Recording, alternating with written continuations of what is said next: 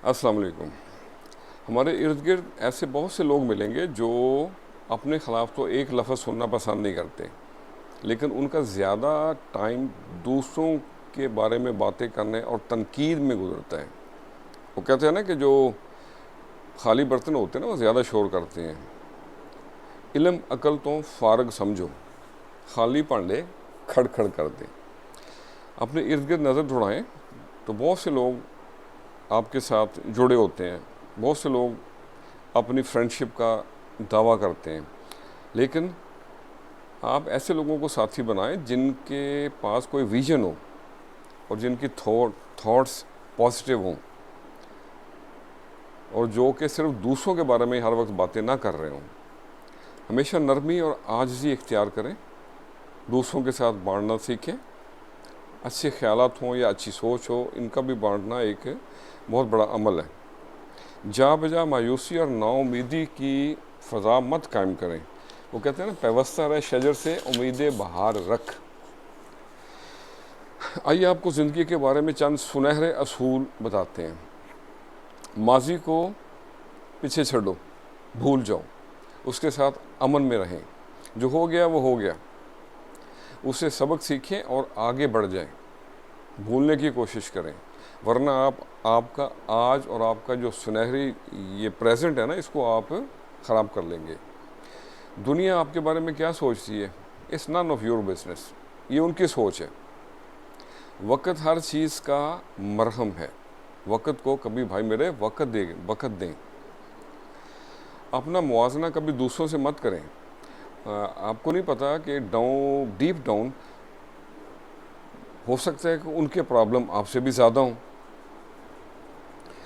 बहुत ज़्यादा सोचना और दूसरों की टो में लेना भी एक अच्छा अमल नहीं है, और कोई भी आपकी खुशी का इंचार्ज नहीं है। आप खुद आपकी खुशी के इंचार्ज हैं। मुस्कुराते रहा करें, क्योंकि आप दुनिया के मसाइल सारे के सारे हल नहीं कर सकते। सब्र शुक्र का दामन कभी नहीं छोड़ें। खिटखिटाते रहा करो, दरवाजे खुल ही जाते हैं। मिटना सीखो भाई मेरे, मिटना सीखो अगर चमकना चाहते हो। वो कहते हैं ना कि always stay down to earth if you want to touch the sky. तो मेरे अजीज़ों, मेरे भाइयों, मेरे दोस्तों, मेरे बुज़ुर्गों, बहनों, मेहनत करो बशर से, बच जाओगे तुम शर से। एक लुत्फ़ और सुकून उसकी वफ़ा में है, एक लुत्फ़ और सुकून उसकी वफ़ा में है। तो आज हालात हाज़रा, मौजूदा सूरत हाल और लोगों के रवैयों के बारे में एक छोटी सी नज़म लिखी है। छोटी बहर की है, पंजाबी में है। तो देखते हैं आज आप बाज़ौक़ लोग इसको कैसे लेते हैं। इसका उन्वान है की करी जांदे ने। अज दे मुंडे अज दे बंदे की करी जांदे ने। देसी चीज़ां मक्खन छड़ के पैप्सी बर्गर उड़ाई जांदे ने, की करी जांदे ने। उल्टे सीधे खाबे खा के सेहत अपनी गवाई जांदे ने। खाधे उत्ते खाई जांदे ने ते ढिड अपने वधाई जांदे ने। खाधे उत्ते खाई जांदे ने, ढिड अपने वधाई जांदे ने। की करी जांदे ने। नवीं नस्ल दा कुछ ना पुछो, वड्डियां नूं समझाई जांदे ने। भुल गए रस्मां अज दे बंदे, सिरां च खे पाई जांदे ने। की करी जांदे ने। बुरे दा यार बुरा हुंदा है, अपना खून अपना हुंदा है, भाई भैणां दा मान हुंदा है। पैसे पिछे मरी जांदे ने, की करी जांदे ने।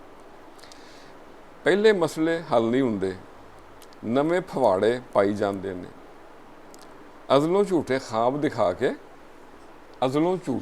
दिखा के गल अपनी मनवाई जांदे ने। की करी जांदे ने। और अगला बंद है, ज़रा गौर से सुनिएगा। पहली नूं आबाद नहीं करदे, नवी मसीत बनाई जांदे ने।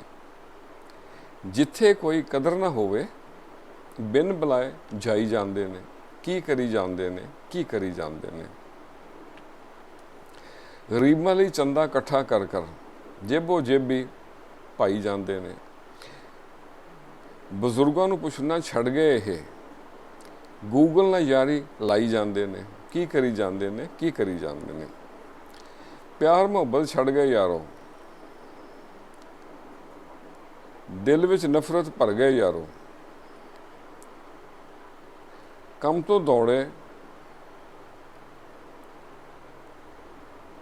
ਬੰਦੇ, ਕੰਮ ਤੋਂ ਦੌੜਨ ਇਹ ਬੰਦੇ ਹਸਦ ਦੀ ਅੱਗ ਵਿੱਚ ਸੜੀ ਜਾਂਦੇ ਨੇ। ਕੀ ਕਰੀ ਜਾਂਦੇ ਨੇ, ਕੀ ਕਰੀ ਜਾਂਦੇ ਨੇ। ਦੇਖੋ ਇਹਨਾਂ ਦੀਆਂ ਆਣੀਆਂ ਜਾਣੀਆਂ, ਦੇਖੋ ਇਹਨਾਂ ਦੀਆਂ ਆਣੀਆਂ ਜਾਣੀਆਂ, ਰਸਮਾਂ ਗੱਲਾਂ ਸਭ ਨੇ ਪੁਰਾਣੀਆਂ।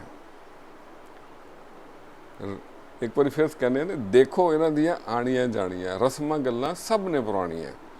ਰੋਲ ਬੈਠੇ ਨੇ ਰਾਹ 'ਚ ਜਵਾਨੀਆਂ, ਆਪਣੇ ਨਾਲ ਹੀ ਲੜੀ ਜਾਂਦੇ ਨੇ। ਕੀ ਕਰੀ ਜਾਂਦੇ ਨੇ, ਕੀ ਕਰੀ ਜਾਂਦੇ ਨੇ। ਵੱਡੇ ਛੋਟੇ ਦੀ ਇੱਜ਼ਤ ਭੁੱਲ ਗਏ, ਹੀਰੇ ਮੋਤੀ ਰਾਹ ਵਿੱਚ ਡੁੱਲ ਗਏ। ਰੋਲਣ ਵਾਲੇ ਆਪੂ ਰੁਲ ਗਏ, ਰਿਸ਼ਤਿਆਂ ਨੂੰ ਘੁਣ ਲਾਈ ਜਾਂਦੇ ਨੇ। ਕੀ ਕਰੀ ਜਾਂਦੇ ਨੇ, ਕੀ ਕਰੀ ਜਾਂਦੇ ਨੇ। ਦੇਖ ਦੇਖ ਕੇ ਲੋਕੀ ਹੱਸਣ, ਆਪਣੇ ਘਰ ਇਹ ਨਾ ਵਸਣ। ਹਰ ਬੰਦੇ ਦੇ ਨਾਲ ਇਹ ਫਸਣ, ਗੱਡੀਆਂ ਐਵੇਂ ਭਜਾਈ ਜਾਂਦੇ ਨੇ। ਕੀ ਕਰੀ ਜਾਂਦੇ ਨੇ, ਕੀ ਕਰੀ ਜਾਂਦੇ ਨੇ। ਔਰ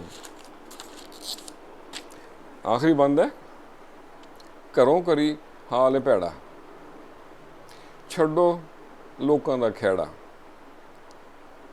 ਸਾਫ਼ ਕਰੋ ਦਿਲ ਦਾ ਵਿਹੜਾ।